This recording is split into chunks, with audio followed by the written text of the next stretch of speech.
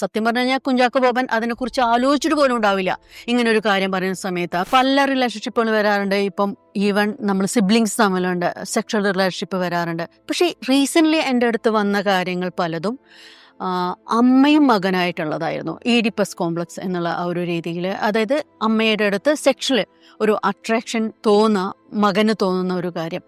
അപ്പോൾ നോർമലി എനിക്ക് ഭയങ്കര പെയിൻഫുള്ളായി തോന്നി അത്.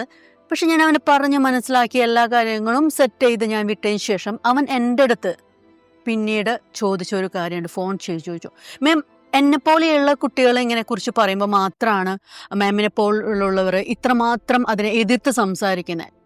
കഴിഞ്ഞ വട്ടം ഒരു റീൽസിൽ ഞാൻ കണ്ടു കുഞ്ചാക്കോ ബോബൻ തൻ്റെ അമ്മയെ കുറിച്ചിട്ട് പറയുന്നത്. എൻ്റെ അമ്മ ഭയങ്കര സുന്ദരിയാണ്, ഞാൻ അമ്മയുടെ അടുത്ത് തന്നെ പറഞ്ഞിട്ടുണ്ട്, ഞാൻ അമ്മയുടെ മകനല്ലായിരുന്നു എങ്കിൽ ഞാൻ അമ്മയെ വളച്ച് കയ്യിലെടുത്തേനെ എന്നത്.